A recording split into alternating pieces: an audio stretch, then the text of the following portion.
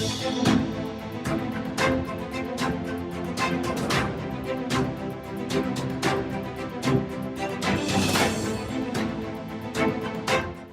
हम बात करेंगे मध्य प्रदेश में होने वाले विधानसभा चुनाव की।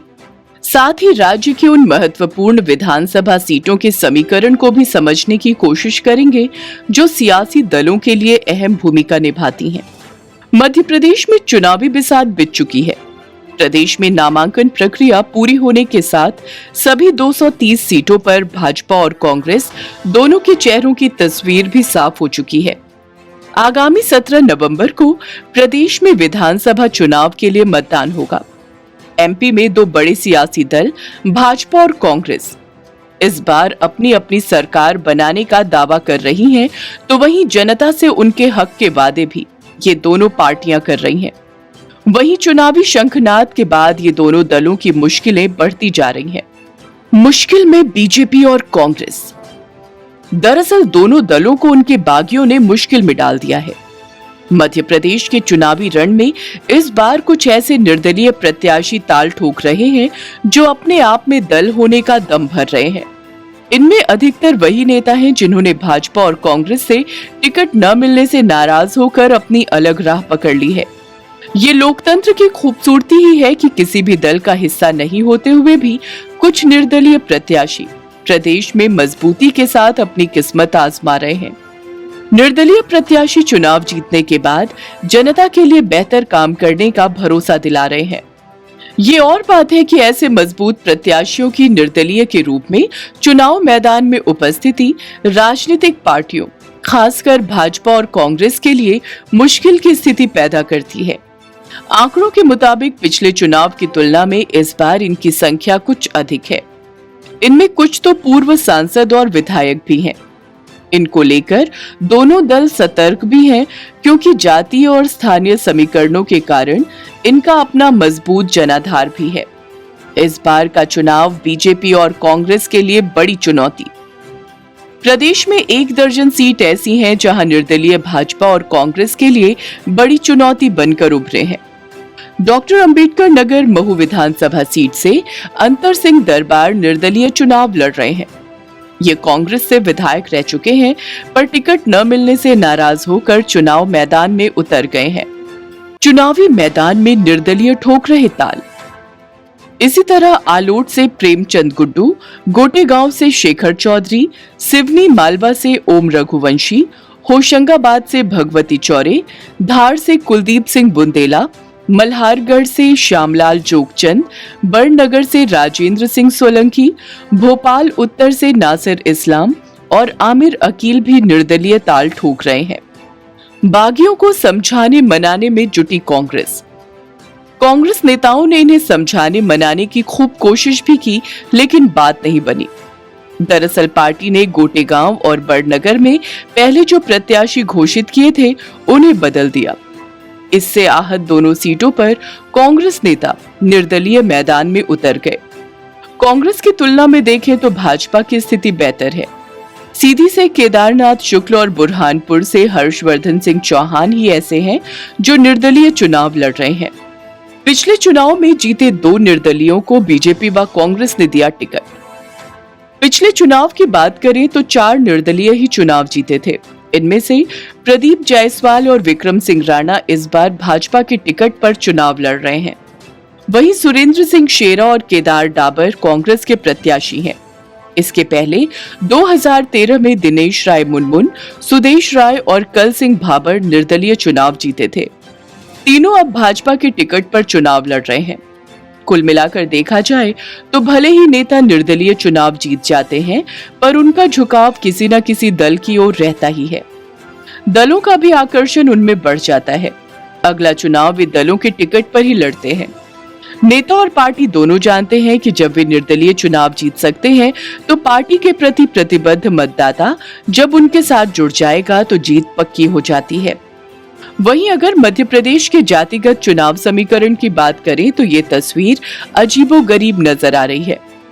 एक तरफ भाजपा जहां के नाम पर वोट मांग रही है, तो वहीं कांग्रेस रामदेव के नाम पर लोगों से मतदान की अपील करती नजर आ रही है। दिलचस्प है राजगढ़ विधानसभा सीट। राजगढ़ जिले की 5 विधानसभाओं में से एक राजगढ़ विधानसभा का चुनाव इस बार बड़ा ही दिलचस्प नजर आ रहा है, जिसमें साल 2018 में एक दूसरे से सामना कर चुके दोनों ही प्रत्याशी 2023 में फिर से एक दूसरे के आमने सामने हैं। कांग्रेस ने विधायक बाबू सिंह तंवर को अपना प्रत्याशी बनाया है और भाजपा ने भी दोबारा से हारे हुए प्रत्याशी अमर सिंह यादव को मैदान में उतारा है। मध्य प्रदेश विधानसभा चुनाव के लिए होने वाले मतदान का काउंटडाउन शुरू हो चुका है। ऐसे में दोनों ही राजनीतिक दल मतदाताओं को रिझाने के लिए कोई कसर बाकी नहीं छोड़ रहे हैं। आपको बता दें कि भाजपा प्रत्याशी अमर सिंह यादव के समर्थन में पूर्व में चुनावी सभा को संबोधित करने राजगढ़ आए भाजपा के दिग्गज नेताओं ने विधानसभा चुनाव को धर्म अधर्म की लड़ाई बताते हुए कांग्रेस को सनातन धर्म का विरोधी बताया और भगवान राम को काल्पनिक बताने वालों को चुनाव में सबक सिखाने की बात कही थी। वहीं जिसके जवाब में कांग्रेस विधायक व प्रत्याशी बाबू सिंह तंवर भी पीछे नहीं हट रहे हैं और अपने क्षेत्र में रोड शो करते हुए जन समर्थन मांग रहे हैं। अपने समाज के मतदाताओं के बीच पहुंचकर उन्हें चेतावनी भी दे रहे हैं। ऐसा ही एक वीडियो कांग्रेस विधायक व प्रत्याशी बाबू सिंह तंवर का जमकर वायरल हो रहा है, जिसमें वे रोड शो के दौरान अपने ही समाज के मतदाताओं से बाबा रामदेव के नाम पर वोट मांगते हुए व उनके विरोधी को एक भी वोट देने वाले को चुनौती देते हुए नजर आ रहे हैं। राजगढ़ विधायक बाबू सिंह तंवर के द्वारा अपने समाज के मतदाताओं को संबोधित करते हुए कहा जा रहा है कि सारे लोग मिलकर ऊंचा हाथ उठाओ। सभी लोग 17 तारीख के दिन हाथ के पंजे का बटन दबाने का काम करेंगे। जो पंजे का बटन दबाएंगे सीधा बाबा रामदेव का आशीर्वाद मिलेगा। आपको बता दें कि राजगढ़ विधानसभा क्षेत्र में सौंधिया और तंवर समाज की बहुल्यता होने के चलते ये दोनों ही समाज से आने वाले लोग विधायक के लिए निर्णायक भूमिका निभाते हैं। सियासी दलों के लिए अहम है मालवा निमाड़ क्षेत्र। वहीं अगर एमपी के मालवा निमाड़ क्षेत्र के सियासी समीकरण की बात करें तो सियासी दिग्गजों के लिए काफी अहम भूमिका निभाता है। आपको बता दें कि मध्य प्रदेश की कुल 230 सीटों में से 66 सीटें मालवा निमाड़ क्षेत्र से आती हैं। इस क्षेत्र में 15 जिले शामिल हैं। कहा जाता है कि मालवा निमाड़ से ही मध्य प्रदेश में सत्ता का द्वार खुलता है। बात करें खरगोन जिले की तो ये मालवा निमाड़ क्षेत्र में आता है, जो किसी भी दल के लिए सियासी रूप से बहुत अहम है। यहाँ पड़ने वाली 76 विधानसभा सीटें राज्य में सरकार बनाने में अहम भूमिका निभाती हैं। ऐसे में कहा जा सकता है कि प्रदेश की राजधानी भले ही भोपाल है, लेकिन आर्थिक राजधानी का केंद्र बिंदु मालवा निमाड़ ही है। प्रदेश के विकास के साथ साथ राजनीतिक भूमिकाओं में मालवा निमाड़ का महत्वपूर्ण योगदान रहता है। 1 नवंबर 1956 को मध्य प्रदेश बना और उसके बाद मालवा निमाड़ से अब तक 6 मुख्यमंत्री प्रदेश में रहे हैं। इस क्षेत्र का राजनीतिक प्रभाव पूरे प्रदेश पर दिखता है। मालवा निमाड़ की चर्चित सीटें। इस क्षेत्र से चुनाव लड़ने वाले सबसे चर्चित चेहरे भाजपा नेता कैलाश विजयवर्गीय हैं। पार्टी के राष्ट्रीय महासचिव इंदौर 1 सीट से भाजपा के उम्मीदवार हैं। उनके बेटे आकाश विजयवर्गीय इंदौर 3 से मौजूदा विधायक हैं, लेकिन इस बार उन्हें टिकट नहीं दिया गया है। इस क्षेत्र के अन्य चर्चित उम्मीदवार कांतिलाल भूरिया हैं, जो मनमोहन सिंह सरकार में केंद्रीय मंत्री थे। दिग्गज आदिवासी नेता और पूर्व प्रदेश कांग्रेस प्रमुख भूरिया वर्तमान में झाबुआ एसटी सीट से विधायक हैं। कांग्रेस पार्टी ने अब उनके बेटे डॉक्टर विक्रांत भूरिया को इस सीट से मैदान में उतारा है। बरगी विधानसभा सीट। बरगी विधानसभा सीट पर साल 2018 में कांग्रेस ने जबरदस्त जीत हासिल की थी। 1998 से 2013 तक बरगी में लगातार जीतती आ रही भाजपा से कांग्रेस ने ये सीट छीन ली थी। इसी वजह से 2023 का चुनावी मुकाबला रोचक रहने की उम्मीद की जा रही है। उमरिया विधानसभा सीट। उमरिया जिले की मानपुर सुरक्षित विधानसभा सीट के चुनावी इतिहास पर नजर डालें तो यहाँ कांग्रेस और भाजपा के बीच मुकाबला होता रहा है।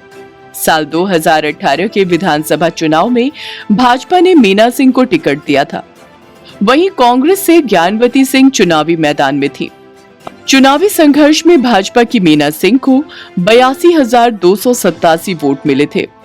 वहीं उनके सामने चुनाव मैदान में खड़ी कांग्रेस की ज्ञानवती सिंह को 63,632 वोट ही मिल पाए थे। भाजपा ने 18,655 मतों के अंतर से जीत हासिल की थी। बीएसपी की रेखा कोल तीसरे स्थान पर रही, जिन्हें 9,243 वोट मिले थे। फिलहाल तो अब 2023 का विधानसभा चुनाव सामने है। मध्य प्रदेश में 17 नवंबर को विधानसभा चुनाव होने वाला है। ऐसे में देखना होगा कि इस बार के सियासी गणित में किसका तुक्का सटीक बैठता है तो कौन होता है फेल। इसके लिए आपको करना होगा 3 दिसंबर तक का इंतजार, क्योंकि इसी दिन चुनावी नतीजे सामने आएंगे। अगर आपको हमारा ये वीडियो पसंद आया हो तो इसे लाइक, शेयर और चैनल को सब्सक्राइब जरूर करें।